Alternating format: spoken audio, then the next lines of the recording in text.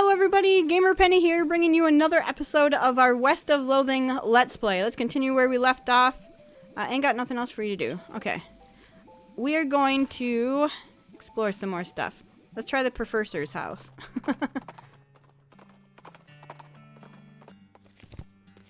The beeping machine leads you to a ramshackle house in the middle of the desert.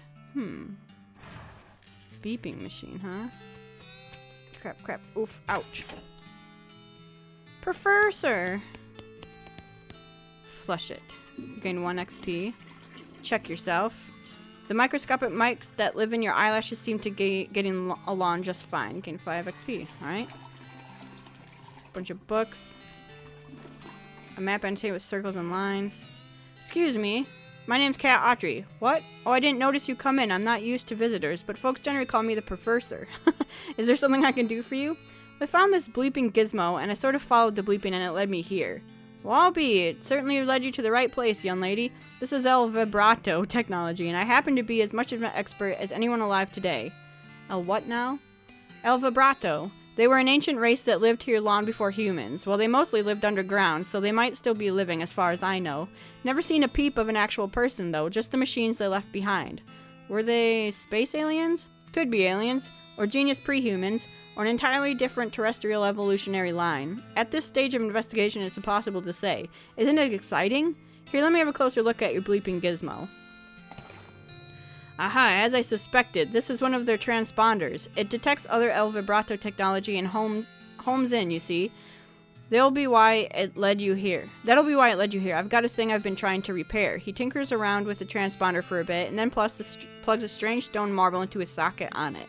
There you go, good as new. Just swipe up or down or turn it on or off. Swipe. Now I gotta warn you, this device will lead you to abandon El Vibrato technology, but it might also attract unwanted attention. From what? From the El Vibrato technology. You'll see what I mean, just be careful. Okay. You know, now that I think about it, you've arrived at a perfect time. In order to get anywhere further with my research, I need more samples of El Vibrato tech. But researching for it sorry, eats up all the time I could be using to research it. Aha, I get you. Right, you're the adventuresome type, so bring me back whatever devices you find, and if I can get them up and running, that'll benefit us both. Alright, deal. Great, first priority will be to get my keystone fabricator running. They lock their doors and things with these little stone alloy blocks, see? So if we can make our own, that'll open a lot of doors for us, literally and figuratively. Alright, what do we need to do? The components aren't rare, at least as far as priceless ancient technology goes. Bring me, about 5 handfuls of scrap. I should be able to salvage the last parts I need from that much. Roger that. Whoops. Not yet. Bye.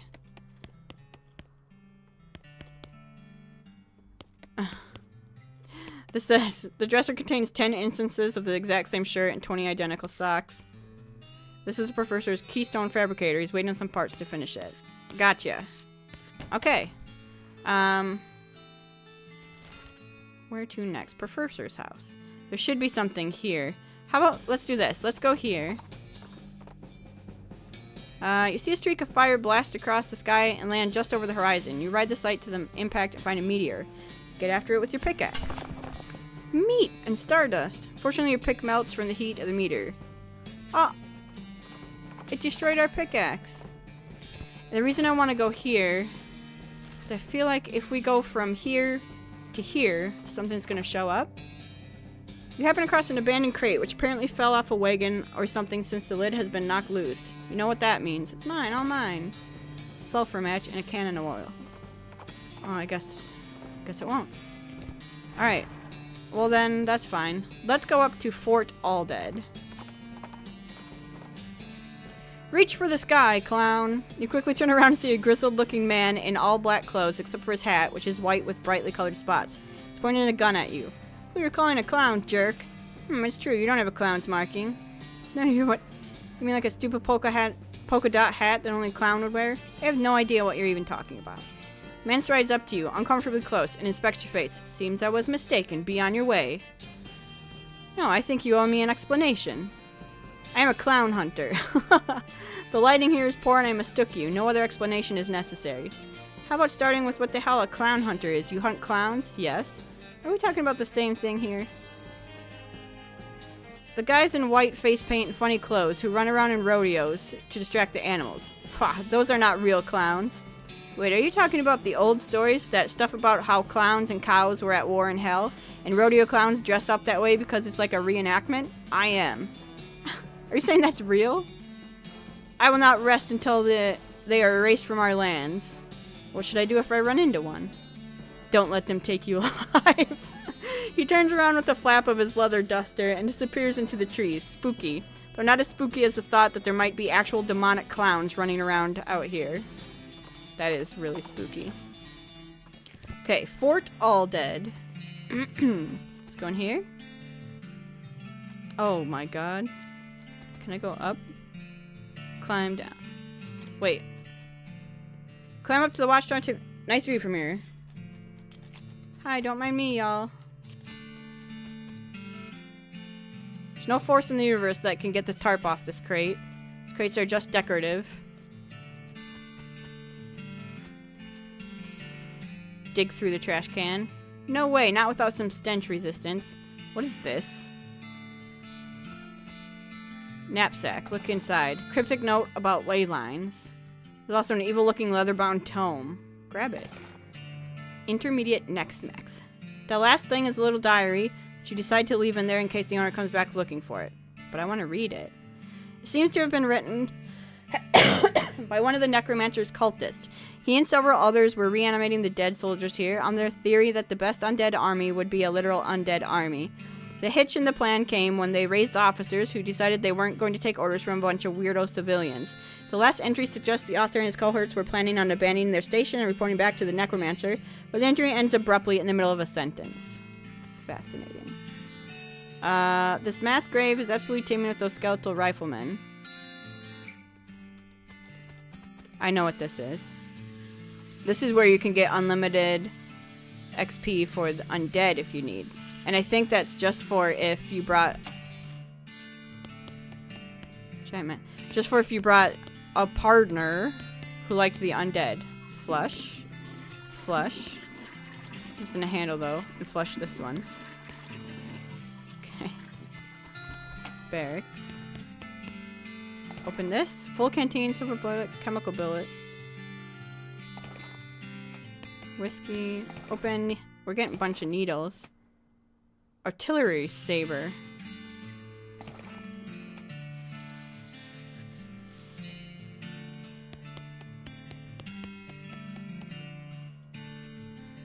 Pickled chalk. Sugared grubs.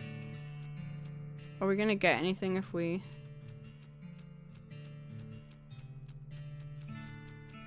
No. Okay. Gross. Alright. Let's look at that saber. 7 to 9. 6 pistol attack damage?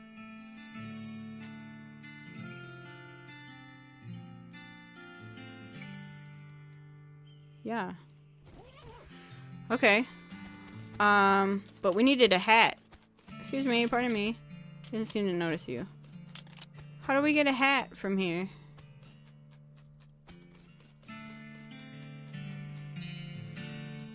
Stench resistance. Let's fight, I guess.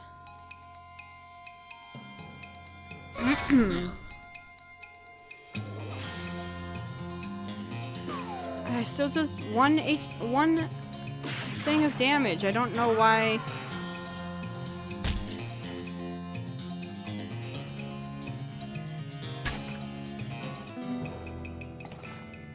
Incendiary bullet. Okay. Well, there's got to be something we can get in here with stench. There's no hats to be gotten. What's this? Oh, just out. Alright, well, let's look then at the circus. And that'll be the last new thing we have on the map before we go to the next railroad. Well, this is a little weird. You didn't expect to find a circus all the way out here. There's basically nobody around for miles. There's a rodeo clown, manning the ticket booth. Well, there hasn't been actually been a rodeo since the cows came home, so I guess he's just a clown. A demon clown? As you approach, the clown puts on that basically cheerful facial expression that retail employees use when the last thing they want to do is deal with a customer. But they're not allowed to say so. Talk to him. Welcome to Barnaby Bob's perfectly normal traveling circus sideshow, ma'am. How can I help you? I'd like to see the circus, please. Well, you came to the right place then. But if you want to get inside, you'll need a ticket. Can you sell me one?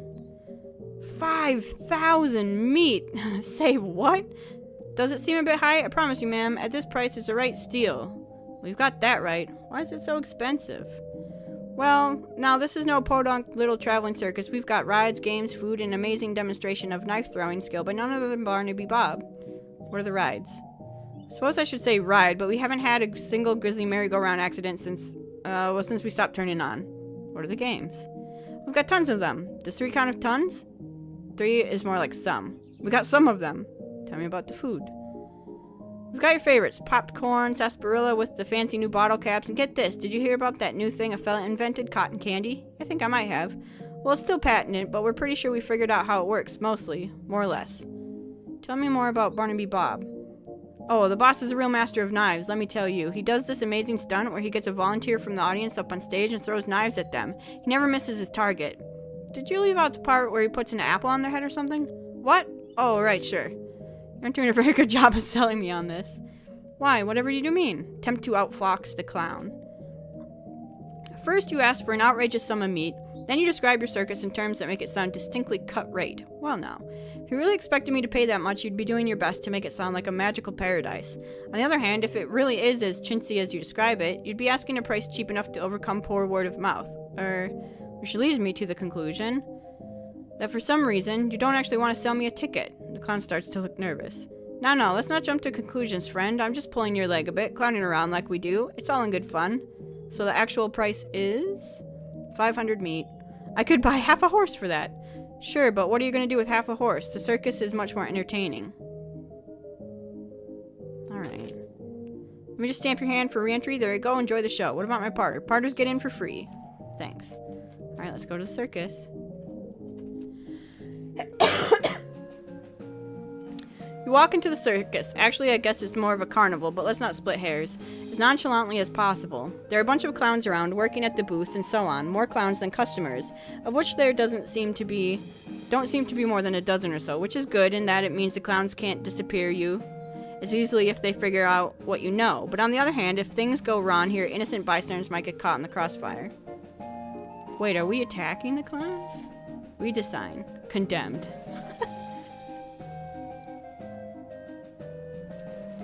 Howdy, miss. Can I interest you in the wondrous and mysterious delights of the sideshow?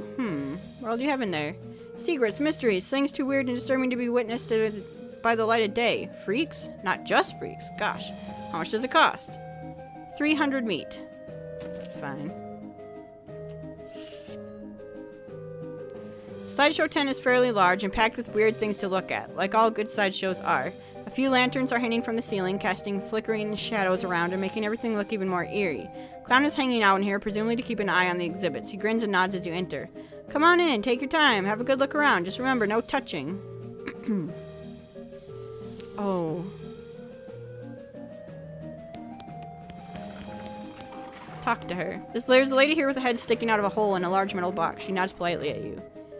Hello. Hello there, enjoying the carnival? Well, it's interesting. Yes, I'm sure it is. Can I ask you a question? Certainly. What's your name? I'm Janet, and you? I'm Kat. Nice to meet you. Nice to meet you too, Kat. Why are you in a box? It's a rather personal question, isn't it? Oh, sorry. I'm only teasing, dear. Would you like to see inside? Sure.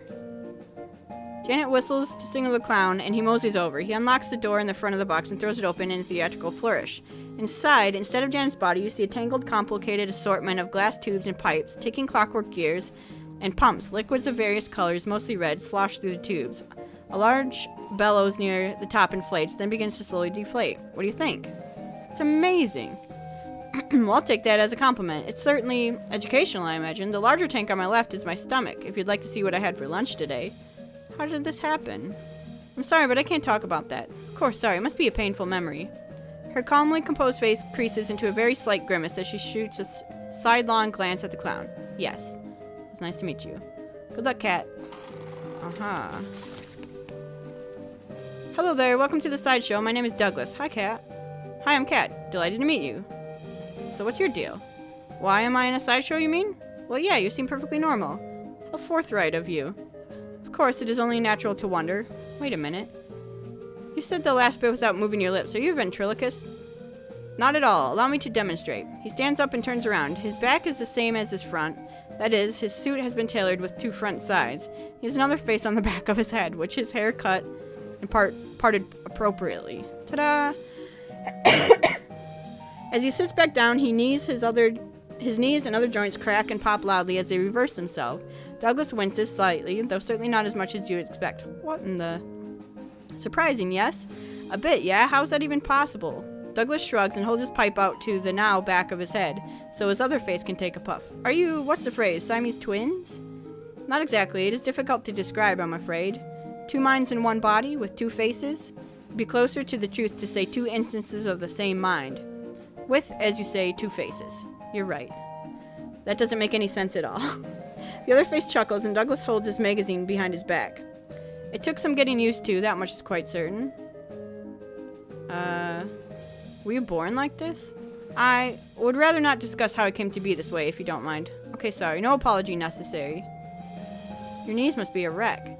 Surgery was necessary to permit them to bend in both directions. It sounds worse than it feels, I assure you. Why are you in a sideshow? With a regular suit and haircut, you could easily pass for normal. I have a contract. Out of the corner of your eye, you spot the clown making a gesture, but you didn't catch what it was. Douglas clears his throat. Plus, well, it's quite the life, you know. Free room and board, travel the world. You meet such interesting people. Talk to you later, Douglas. I see what's going on here. This guy is a startling sight, even for a Circus Freak show. His entire head is one enormous eyeball. As you look him over, he stares back at you. Not that he's got much choice. Hello, I'm Kat. How's it going? Can you talk? Guess not. So, the circus gig. His hands slowly curl into fists, and his knuckles turn white with tension. I see. Understand, I mean. Do you blink? Or wink, I guess? I guess not. You move a little to the side and lean over the rope to get a closer look at the guy. He's basically just what he seems to be at first glance. A guy with a giant eyeball for a head. You do notice 2 things, though. First, he has an odd lump at the, well, what you would call the base of his skull, if he had one. A sort of crumpled, fleshly mass the size of a fist. With a squint and some imagination, it almost looks like the crushed and shriveled vestigial remains of a human head. The second thing you notice is that his ankles are locked to the legs of the stool. The legs of the stool are bolted to the floor. Okay, well, I'll see you around. Poor guy. You lean in a little closer to inspect the jars. They mostly contain malformed or mutated animals pickled in formaldehyde. A 3-headed kitten, some kind of ferret or weasel with 8 legs, a twisted Mobius loop of snake without a head or tail. Weird, crazy stuff. One shelf seems devoted to huge, gross, pale grubs, like fat, featureless white worms, size of a sweet potato. The one on the end is larger than the others and has shiny black eyes. Someone has painted his face in an apparent parody of clown makeup. Yuck. Take a closer look. The pasty white face has been painted with little blue triangles over and under the eyes. The creature has a long, thin slash of a mouth as well, and the area around it has been painted with bright red lipstick. Black eyes flash red as the thing suddenly thrashes in its jar, spinning to face you and stretching its mouth open, revealing rows of yellow shark teeth. You stumble back with a cry of shock. Yeah! Ah, got you pretty good there, Missy. What is that? Heh, it ain't a real critter. It's made of rubber and clay and doll parts and such. Got an electromagnet under the shelf to move it. Takes a large push-button gizmo out of his pocket to show you. Should have seen your face. You about jumped right out of your boots. Ugh. Painted eggs? I'm not gonna read all that. Look at yourself.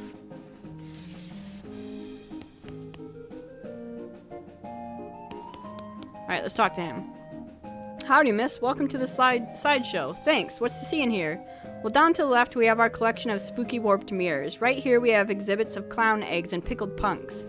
And further down to the right is our freak show. Feel free to explore, and I'll be here if you got any questions. About these, people. You mean the freaks? Ain't they a scream? The one with the giant eyeball head is my favorite. Nice quiet fella. Uh-huh. If you have any questions about the other two, feel free to ask them personally. I wouldn't want to be telling tales out of school. Since the eye guy can't talk, though, you can ask me about him if you want. Does he ever blink? You mean a wink? Ha! Nope, no eyelids. I gotta toss a bucket of water over him once in a while so he don't get too dry. He does look a bit dry now that you mention it. Yeah, it's getting about that time. Excuse me for a minute. Sure.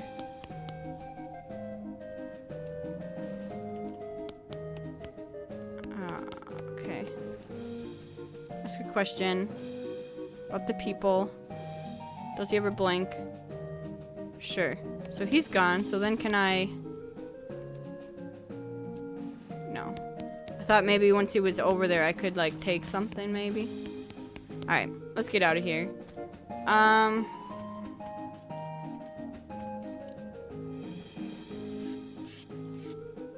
my god. There's so much to do here.